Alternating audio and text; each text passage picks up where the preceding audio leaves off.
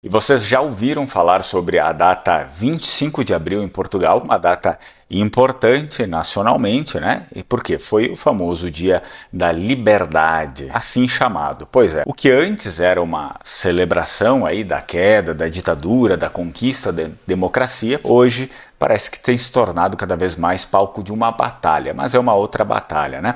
Não mais contra um regime autoritário, mas contra o que muitos lá estão vendo como uma censura cultural disfarçada de tolerância. Esse ano, por exemplo, uma simples ideia de fazer um churrasco de porco em Lisboa virou caso de polícia. Isso mesmo, gerou polêmica nacional e reacendeu um debate, englobando nesse debate aí as questões sobre imigração, liberdade de expressão e direito, claro, de preservar as próprias tradições nos locais, né? Afinal, a gente precisa começar a delimitar isso, principalmente lá, esses países, eles precisam começar a ter um limite para as coisas, onde termina o respeito e começa a submissão. Isso mesmo, a gente vai ver que existe uma ponta, às vezes, de submissão em tudo isso. É disso que a gente vai falar nesse vídeo aqui. Antes, curta o vídeo, se inscreva no canal, não esqueça de ativar o sino das notificações e para aqueles que gostariam de apoiar aqui o canal Lenguamar, é possível tornar-se membro com conteúdo exclusivo. O 25 de abril é uma das datas mais lembradas da história recente de Portugal e foi nessa data aqui, foi nesse dia, em 1974, que aconteceu a chamada Revolução dos Cravos, famosíssima revolução aí dos tempos modernos, né?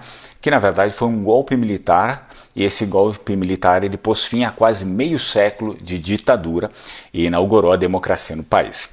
O regime, iniciado pelo famoso Antônio de Oliveira Salazar em 1933, sob o nome de Estado Novo, muito semelhante ao Estado Novo, por exemplo, de Getúlio Vargas aqui no Brasil, né, foi depois continuado por Marcelo Caetano até cair pelas mãos do movimento das Forças Armadas. Todos os anos, é claro, o 25 de abril é celebrado como o Dia da Liberdade nacionalmente em Portugal, com desfiles, discursos e eventos por todo o país.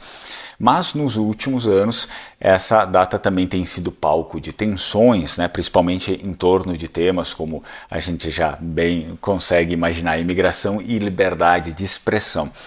Nesse ano, especialmente em 2025, uma nova polêmica voltou a ocupar o noticiário. Eu achei muito curioso, é por isso que eu trago isso para vocês. Um grupo pretendia organizar um churrasco de carne de porco na Praça Martim Moniz, no centro de Lisboa, como forma de celebrar o Dia da Liberdade, o 25, que foi na sexta-feira passada. Então, a praça, localizada próxima ao Castelo de São Jorge, ela leva o nome de um personagem lendário da história portuguesa, que foi o tal Martim Moniz, né, o cavaleiro que se sacrificou ao se lançar contra os portões do castelo durante a Reconquista Cristã de Lisboa em 1147, liderada por Dom Afonso Henriques. Então é algo bem simbólico, né?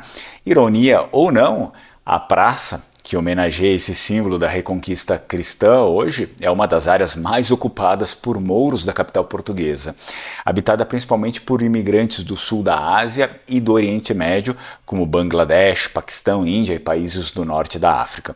Então, parece uma ironia do destino, né? Onde aconteceu um ato tão importante para a Reconquista Cristã, é uma área praticamente totalmente, digamos, isolada por aqueles que foram expulsos naquele período. Nesse contexto, o churrasco de porco, alimento proibido para essa população, nós bem sabemos, né, foi interpretado por alguns como uma provocação. Não foi um caso isolado. Em 2024, no ano passado, outra manifestação polêmica havia sido impedida pelas autoridades naquele momento. O plano era queimar o tal livro sagrado, né, dessas pessoas, o que levou a polícia a intervir alegando risco de distúrbios. Já agora, esse ano, 2025, mesmo com um protesto sendo inicialmente autorizado, né, pela polícia, tudo indica que a pressão política e midiática fez com que ele fosse proibido, então, pelas autoridades.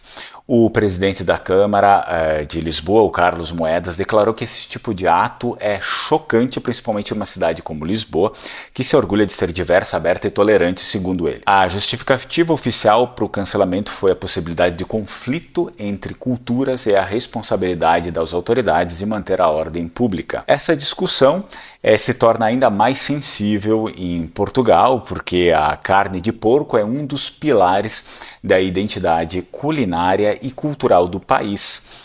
Segundo o Instituto Nacional de Estatística de Portugal, Portugal está entre os países europeus com maior consumo de carne suína per capita. Então, os portugueses consomem muita carne de porco, ultrapassando os 40 quilos por pessoa por ano.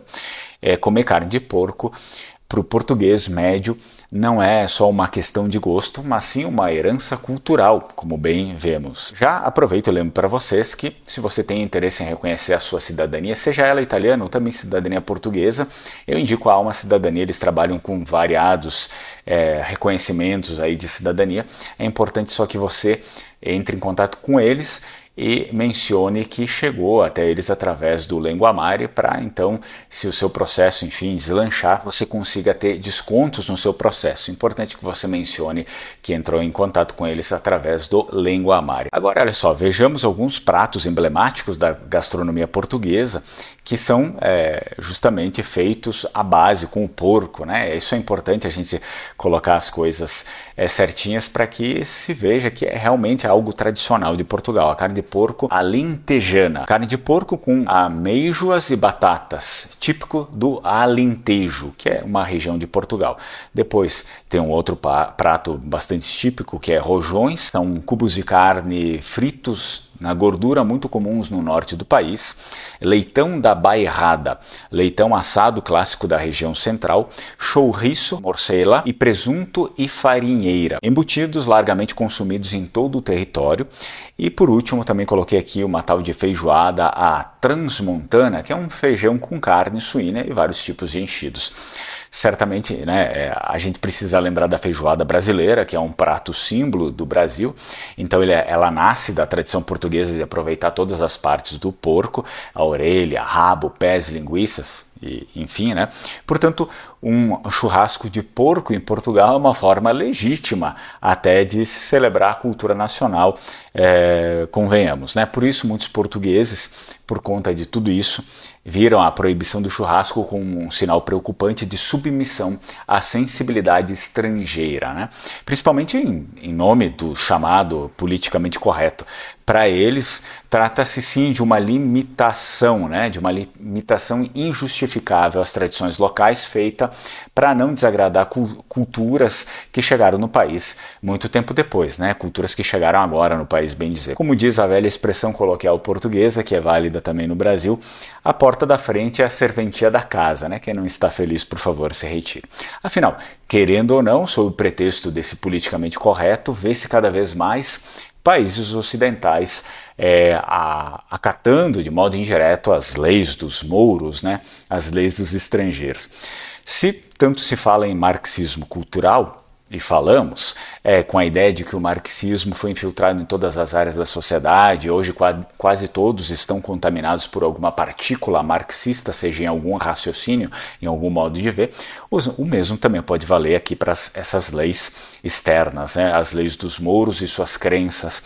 Inicia-se assim, com proibições sob pretexto de ordem pública e termina-se com um califado, Portanto, tenhamos cuidado. Temos que ter tanto cuidado nessa parte aqui da preservação das nossas coisas, da nossa cultura, assim como da nossa língua, que se você tem origem vêneta, eu te convido para estudar língua vêneta comigo.